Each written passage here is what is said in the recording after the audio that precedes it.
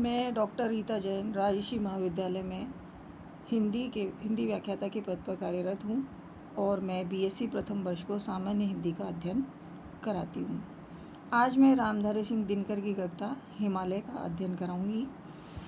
रामधारी सिंह दिनकर की कविता को पढ़ाने से पहले मैं दिनकर जी के विषय में कुछ उनका परिचय देना चाहूँगी। रामधारी सिंह दिनकर एक राष्ट्र कवि थे और उनकी कविता में ओज और तेज पाया जाता है। उनकी कवि दृष्टि विश्व शांति तथा मानवता की स्थापना के लिए व्याकुल दिखाई देती है। वे लोक गायक हैं क्योंकि उनका कवि समूचे विश्व के हित की ओर उन्मुख है। विश्व मैत्री की स्थापना उनका सपना है। हिमालय कविता को पढ़ाने से पहले मैं एक बार कविता को पढ़कर सुनाती हूँ, जिससे कि उसकी ओज और वीरता का हमें अनुभव हो जाएगा। मेरे नगपत मेरे विशाल साकार दिव्य गौरव विराट पौरुष के पूंजी भूत ज्वाल मेरी जननी के हिमकिरी मेरे भारत के दिव्य भाल मेरे नगपत मेरे विशाल युग युग अजय निर्बंध मुक्त युग युग शुचि गर्मोन्नत महान निस्सीम व्योम में तान रहा युग से किस महिमा का वितान कैसी अखंड यह चिर समाधि यतिवर कैसा यह अमिट ध्यान तू महाशून्य में खोज रहा किस जटिल समस्या का निदान उलझन का कैसा विषम जाल मेरे नगपत मेरे विशाल ओ मौन तपस्या लीन यति पल भर को तो कर द्रगुन में श्रे ज्वालाओं से दग्ध निकल है तड़फ रहा पद पर स्वदेश सुख सिंधु पंच नंद ब्रह्मपुत्र गंगा यमुना की अमिट धार जिस पुण्य भूमि की ओर बही तेरी विगलित करुणा उदार जिसके द्वारों पर खड़ा क्रांत सीमापति तूने की पुकार पद दलित इसे करना पीछे पहले ले मेरा सिर उतार उस पुण्य भूमि पर आज तपीरे आन पर संकट कराल व्याकुल तेरे सुत तड़फ रहे डस रहे चतुर्दिक विविध व्याल मेरे नगपत मेरे विशाल। हिमालय कविता को पढ़ाने से पहले मैं इस कविता के का परिचय आपको देना चाहूँगी। ओज और वीर भाव को अपने काव्य का प्रमुख विषय बनाने वाले राष्ट्रीय चेतना के प्रखर कवि रामधारी सिंह दिनकर की हिमालय कविता हिंदी की श्रेष्ठतम ओजस्वी कविताओं में मानी जाती है। हिमालय को संबोधित प्रयाण गीत के रूप में लिखी गई यह कविता भारतवासियों को उनके अतीत की याद दिलाकर पराधीनता के विरुद्ध युद्ध करने की प्रेरणा देती है। कवि मानता है कि हिमालय भारतवर्ष की सीमा का रक्षक है और वह भारतवर्ष के उत्थान पतन का साक्षी रहा है। उसने भारत का वैभव भी देखा है और पराभव भी। इसलिए वह हिमालय के बहाने से भारतीयों को जगाना चाहता है कि आज हमें सत्यनिष्ठ युधिष्ठिर की इतनी ज़रूरत नहीं है जितनी कि गांडीव और गदाधारी भीम और अर्जुन की, क्योंकि हमारा वीरत्व ही पराधीनता की बेड़ियों को काट सकता है। यह कविता बहुत ओजस्वी है। इसे पढ़ते हुए पाठक का मन राष्ट्र प्रेम से भर जाता है। यह इस कविता की भाषा और छंद योजना का चमत्कार है कि कविता को बार बार पढ़ने का मन करता है। कवि ने कविता में भावोन्मुख शब्द चयन किया है, इसलिए कविता बहुत गहरा प्रभाव डालती है। कविता को पढ़ाने से पहले मैं इसके कुछ कठिन शब्दों का अर्थ बताना चाहूँगी, जिससे कि कविता का भाव हृदयंगम हो सके।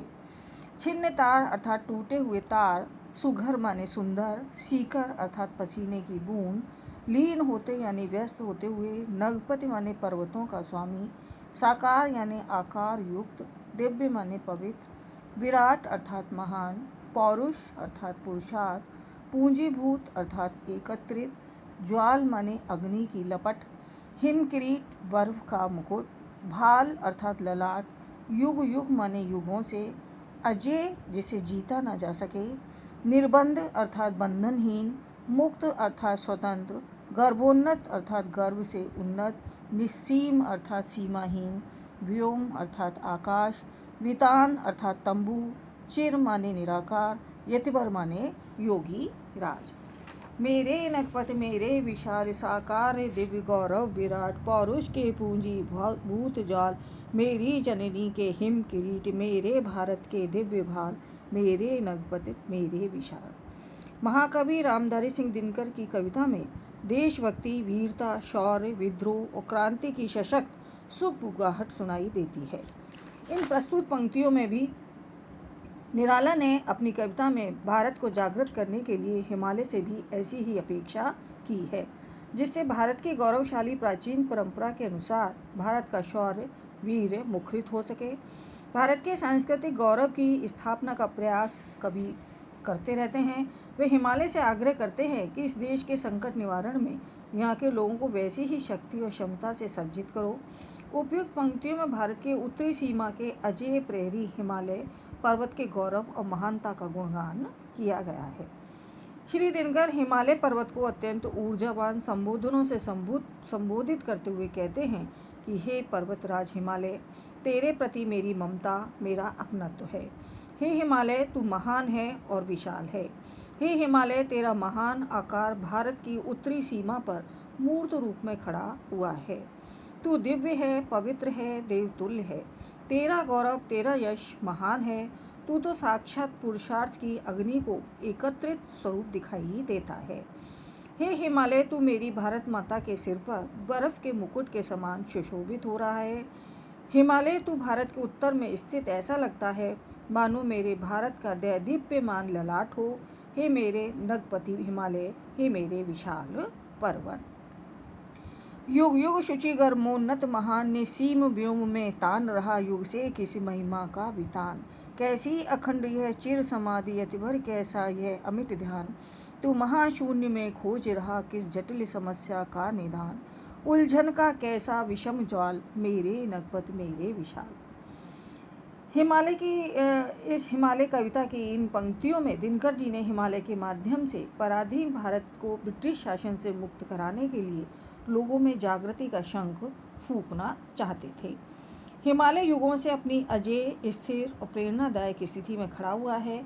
कभी उसे भारत की समस्याओं का समाधान ढूंढने की प्रेरणा दे रहा है, कवि की शैली प्रश्नवाचक हो गई है जो सामने वाले को उत्तर देने को विवश करती है।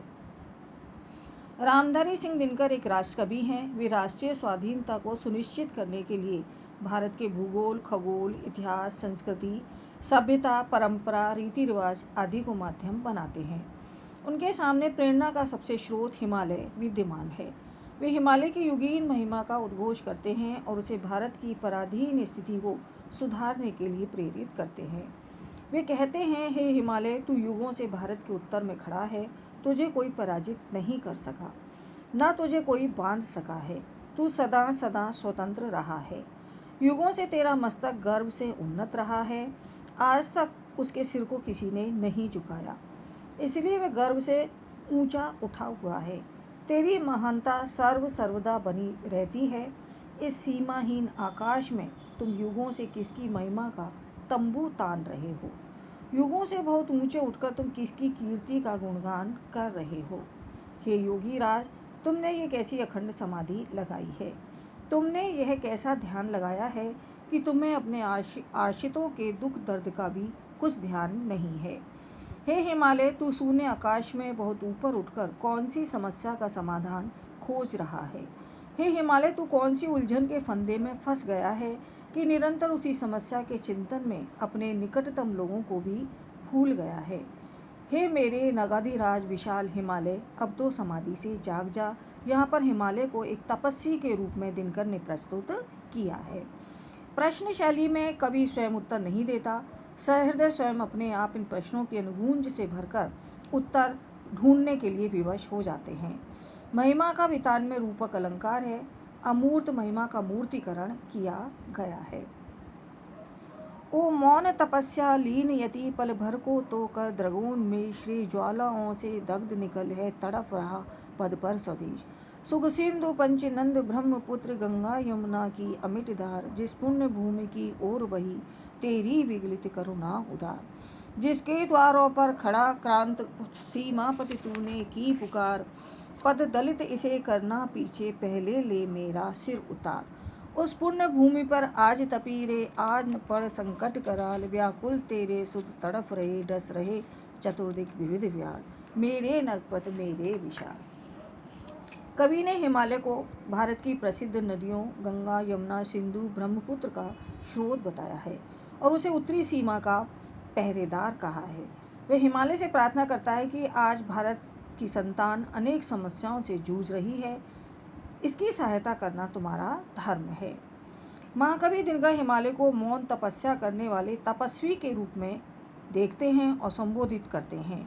हे हिमालय, तू मौन रहकर तपस्या में मग्न है। एक क्षण के लिए तो अपने नेत्र खोल कर देख, तेरे चरणों में स्थित तेरा अपना प्यारा देश भारत अनेक प्रकार की दुखों की अग्नि में जलता हुआ तड़फ रहा है। अपनी तपस्या में ही मत रह, अपने देश की दशा देखकर उसके दुखों का भी उपचार कर। हे हिमालय, तुझी से सुखदा, सिंधु नदी, पंजाब की 5 नदियाँ, झेलम, रावी, व्यास, सतलज और चुनाव नदियाँ प्रभावित हुई हैं। गंगा यमुना की अमृतमयी धारा भी तुझी से निकलकर तेरे करुणा के रूप में भारत भूमि की ओर प्रवाहित हुई है। जिस भारत भूमि के उत्तर द्वार पर खड़े होकर हे सीमापति हिमालय, तूने पुकार कर शत्रु से ये कहा था कि मेरी भारत माता को पांवों तले रोदने से पहले मेरा सिर उतारो, तभी इस पुण्य भूमि में तुम्हें प्रवेश करने दूंगा। तुम हमेशा अडिग और विश्वसनीय पहरेदार के समान भारत की उत्तरी सीमा की रक्षा करते रहे हो। हे तपस्वी हिमालय, तुम्हारे द्वारा रक्षित उसी पुण्य भूमि पर आज भयंकर संकट आ उपस्थित हुआ है। भारत भूमि पर बसने वाले तेरे पुत्र आज चारों दिशाओं से विकट समस्याओं के सांपों से त्रस्त हैं। समस्याओं के नाग उन्हें डस रहे हैं। हे मेरे नागाधिपति हिमालय, पर्वतों के स्वामी, हे मेरे विशाल पर्वत, अपने इन भारतीय पुत्रों की रक्षा कर। पददलित इसे करना पीछे, पहले ले मेरा सिर उतार में वीरता का भाव है। हिमालय का मानवीकरण उत्साह से परिपूर्ण करने वाला है। डस रहे चतुर्दिक विविध व्याल में रूपक अलंकार है। देशभक्तिपूर्ण और वीर भावना से भरी हुई ये कविता देशवासियों के मन में देशभक्ति की भावना को जगाने में पूर्ण रूप से सक्षम है।